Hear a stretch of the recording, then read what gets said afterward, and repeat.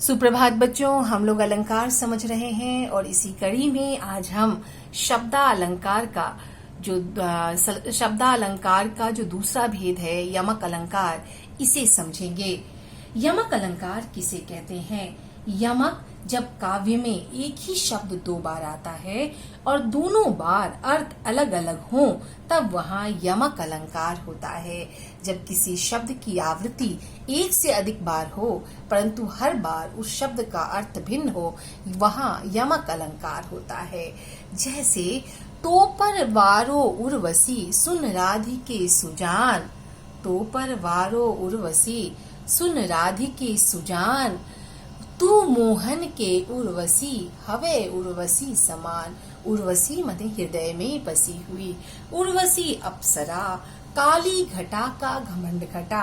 एक घटा का मतलब है बादलों का घटा और दूसरा घटा का मतलब बादलों का जो उमड़ घुमड़ कर बादल आते हैं, तो बादलों का घटा, और दूसरा घटा का मतलब कम हुआ।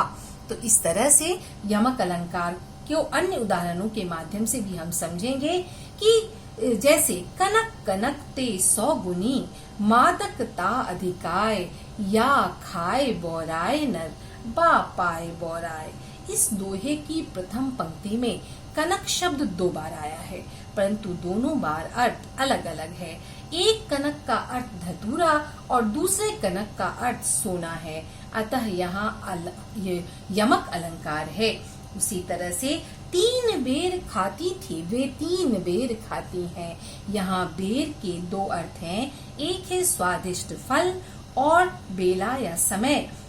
तोपे बारो उर्वशी, अब ये जो है तो पर, ये हम समझ भी चुके हैं कि तो पर वारो उर्वशी सुन राधिके सुजान, तू मोहन के उर्वशी। तो यहाँ पर उर्वशी हृदय के अर्थ में और दूसरा अप्सरा के लिए प्रयोग हुआ है। उसी तरह से कर का मन का डारी दे, मन का फेर। यहाँ मन का के 2 अर्थ हैं।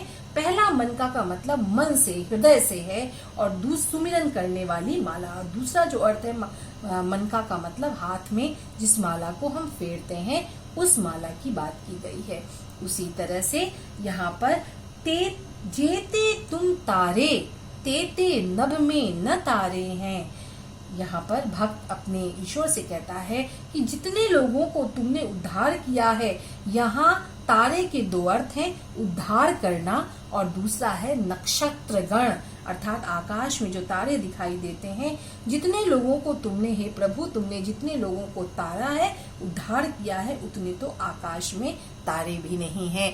तो इस तरह से जो यमक अलंकार की, तो इसके साथ ही जो तीसरा भेद है वह है, तीसरा भेद है श्लेष अलंकार। श्लेष अलंकार किसे कहते हैं? श्लेष का अर्थ है चिपका हुआ, अर्थात ये कई अर्थ चिपके हों एक शब्द के साथ, जिसमें कई अर्थ चिपके हों।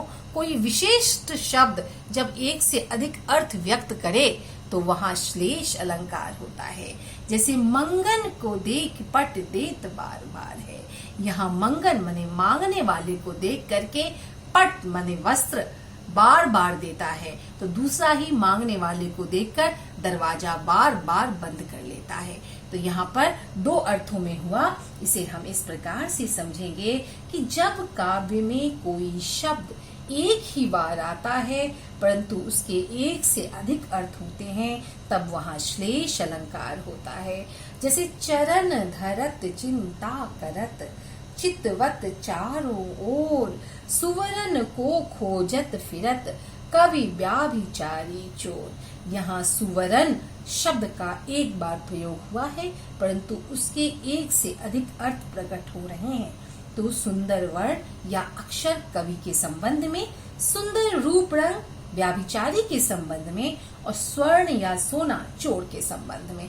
तो जो सुवर्ण, सुंदर वरण का 3 अर्थ है। यहाँ पे जो दूसरी पंक्ति है कि चरण धरत चिंता करत, चितवन चारों ओर, सुवरन को खोजत फिरत, कवि व्याभिचारी चोर। सुवर्ण सुंदर वर्ण को खोजता फिरता है। कवि तो सुंदर वर्ण को खोजता है, अर्थात सुंदर अक्षर को खोजता है। व्याभिचारी जो भ्रष्ट व्यक्ति है वह सुंदर शरीर को ढूंढता है, और जो तीसरा है चोर जो है वह सुवर्ण का मतलब सोने को ढूंढता है। तो इस तरह से इस पंक्ति में यहाँ पर श्लेष अलंकार है। उसी तरह से रहीमन पानी राखिए, बिन पानी सब सून। रहीमदास जी कहते हैं कि रहीमन पानी राखिए, बिन पानी सब सून। पानी गए न उबरे, मोती मानुष चून। अर्थात यहाँ पानी के लिए 3 शब्द का, पानी गए न उबरे, मोती के लिए यहाँ पर पानी शब्द का प्रयोग चमक के अर्थ में है। यदि मोती में चमक नहीं होगा तो मोती बेकार है। मानुष, मनुष्य के लिए पानी शब्द का प्रयोग इज्जत के लिए किया गया है। जिस मनुष्य की इज्जत नहीं होती है उसका जीवन व्यर्थ है। और चून का मतलब चूना या आटा, दोनों ही अर्थ में। अगर आटा में अगर पानी नहीं मिलाएंगे तो रोटी कैसे बनेगी, उसी तरह से अगर चूने में भी पानी नहीं डाला जाएगा तो उसका उपयोग नहीं हो पाएगा। तो कहने का मतलब इन तीनों अर्थ के लिए पानी शब्द का प्रयोग, और पानी के साथ 3 अर्थ जो है वो चिपके हुए हैं, अतः यहाँ पर श्लेष अलंकार है। तो आज के लिए इतना ही।